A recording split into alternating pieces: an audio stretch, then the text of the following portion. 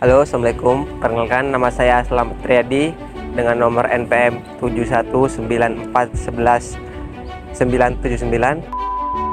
Perkenalkan, nama saya R. Muhammad Rizal Prianto, NPM 722412372. Perkenalkan, nama saya Ayu Putri Salsabila, NPM 7224 Perkenalkan, nama saya Vera Rizky Maulidani, NPM 7224 12350.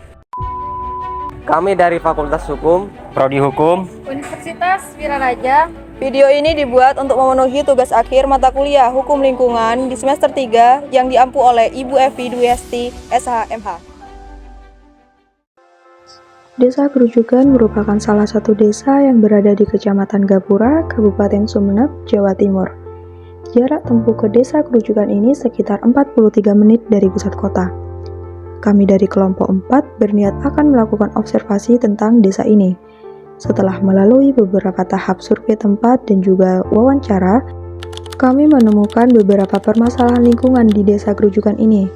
Namun, kami sekelompok sepakat untuk mengambil satu permasalahan lingkungan, yaitu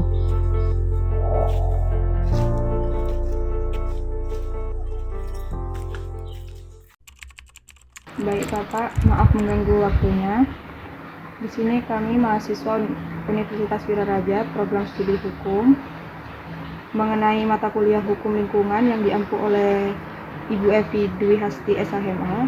Kami di sini akan melakukan observasi mengenai permasalahan lingkungan yang ada di Desa Grujugan, Kecamatan Gapura.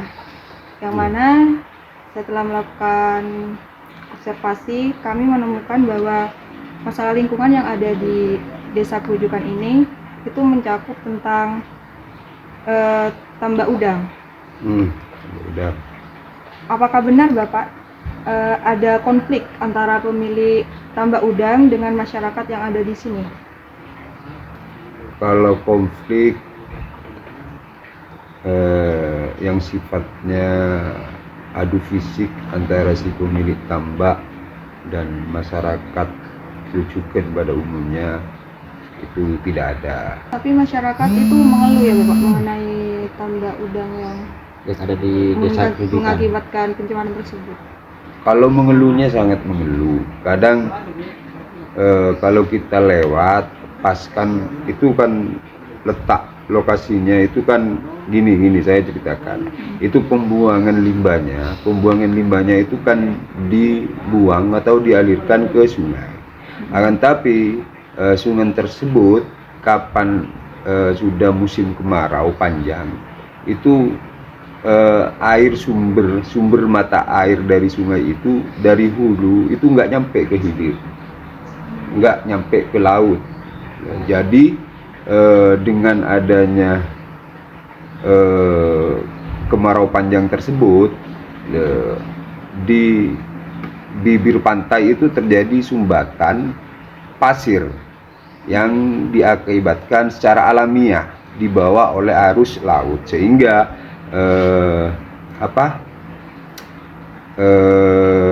air itu tidak bisa mengalir kalau skala kecil karena dari sumber mata airnya itu kalau sudah musim kemarau itu nggak bisa nyampe ke laut. Artinya terserap dengan tersendirinya karena sumbernya itu memang kecil. Baru kapan sudah masuk musim hujan itu akan terus mengalir air sampai ke laut. Jadi ceritanya di waktu musim kemarau itu pencemaran dari hasil limbah, pembuangan limbah dari tambak itu ngendap di situ karena tersumbat di bibir pantainya. Limbah air tambak itu karena sudah mengendap di situ maka titik baunya ia dari sepanjang sungai itu sampai ke laut. Jadi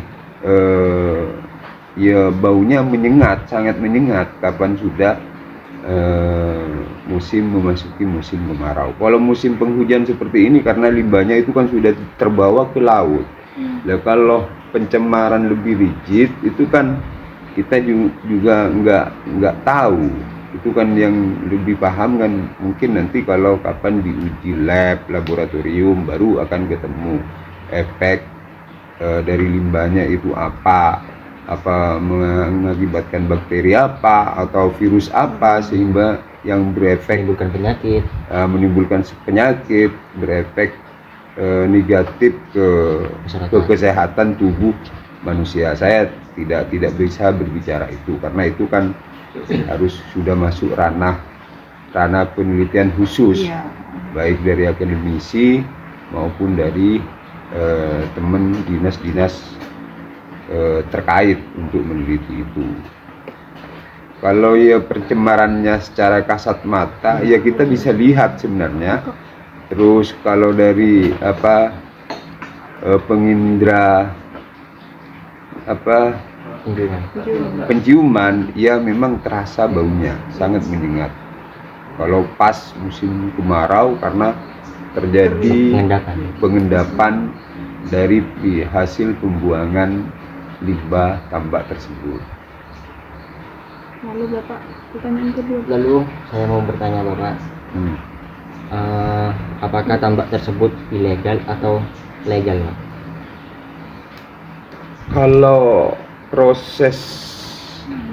Kalau berbicara ilegal atau legal pastinya saya kurang tahu juga, tapi seingat saya itu tidak pernah ada permetaan semacam disposisi kepengurusan mengenai izin tambak dari pemilik semenjak saya menjadi kepala desa mulai tahun 2020. 4 tahun ke sekarang saya menjabat kepala desa itu belum ada kepengurusan soal izin tambak. Apa di kepala desa sebelumnya itu sudah terbit izin, saya kurang tahu juga. Bagaimana tanggapan aparat desa tentang menanggapi pencemaran tambak udang, Bapak? Upayanya. Begini, bukan kita nggak mau bersikap, tidak. Sebenarnya kan pertama seperti apa yang sudah saya sampaikan tadi, ini belum ada pengaduan dari masyarakat yang sifatnya kedinasan. Belum ada laporan dari masyarakat secara kedinasan. Ya, kenapa saya nggak berangkat sendiri atas nama pemerintah desa?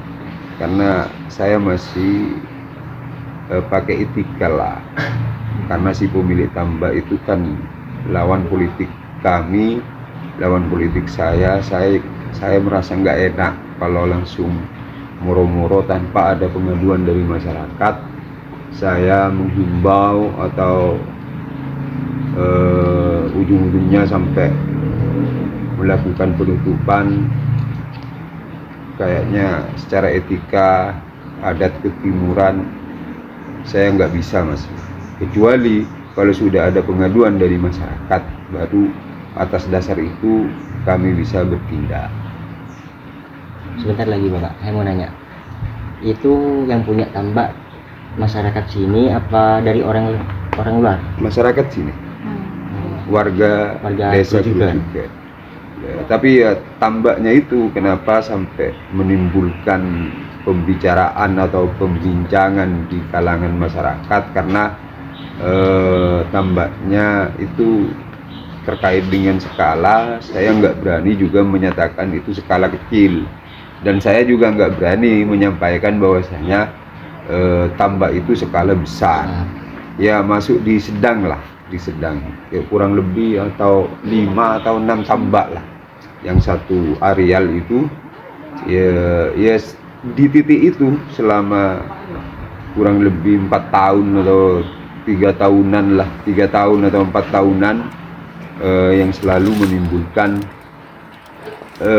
di pengindra penciuman itu menimbulkan bau yang sangat menyengat. Tapi di musim-musim itu aja. Kalau soal di musim efek negatifnya ke laut, saya kan kurang tahu juga. Ini nanti saya ngomong begini takut salah, karena ini kan butuh penelitian dan lain-lain. Lalu Bapak, kan ini nggak ada penyelesaian hukumnya kan Bapak? Lalu rencana aparat desa dalam menanggulangi permasalahan ini itu gimana Bapak?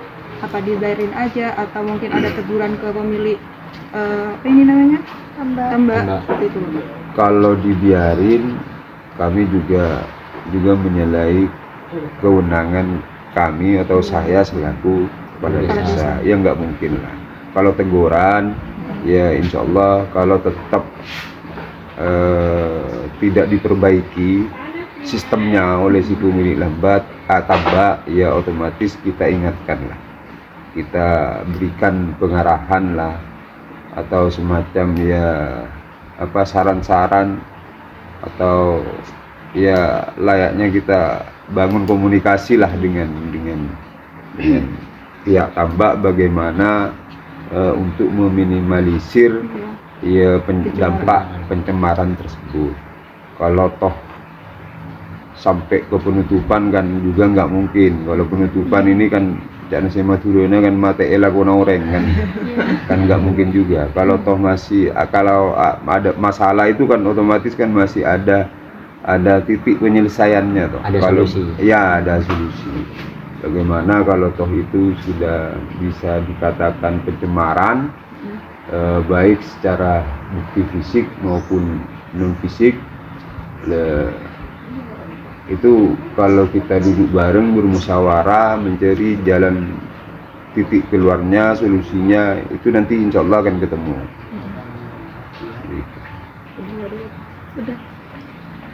Terima kasih Bapak atas waktunya dan sudah menjawab pertanyaan-pertanyaan kami. Saya akhiri. Wassalamualaikum warahmatullahi wabarakatuh. Waalaikumsalam warahmatullahi wabarakatuh. Setelah kita melakukan observasi di Desa Kerucukan, kami menyimpulkan bahwa di Desa Kerucukan terdapat permasalahan lingkungan, yaitu mengenai pencemaran sungai diakibatkan tambak udang yang menimbulkan beberapa hal seperti bau yang tidak sedap dan juga merugikan masyarakat di sana. Hal tersebut jelas-jelas melanggar pasal 60 Undang-Undang PPLH, yaitu mengenai setiap orang dilarang melakukan dumping limbah dan atau bahan ke media lingkungan hidup tanpa izin. Kemudian mengenai penyelesaian hukum dari isu tersebut, sesuai dengan hasil wawancara tadi, Kepala Desa di Kerujukan, Pak Didik, mengatakan bahwa beliau tidak langsung mengambil jalur hukum, beliau masih berbelas kasihan terhadap pemilik tambak udang tersebut. Sehingga Bapak Didik selaku Kepala Desa Kerujukan tidak semata-mata membenarkan tindakan tersebut, namun beliau memberikan warning atau peringatan dan juga himbauan serta nasihat kepada pemilik tambak udang tersebut agar mengambil cara lain yang lebih ramah dan peduli lingkungan, agar harapannya ke depan penyebaran tersebut berkurang atau bahkan bersih dari penyemaran limbah udang tersebut. Mungkin hanya hal tersebut yang dapat kami simpulkan dari hasil observasi yang telah kami lakukan.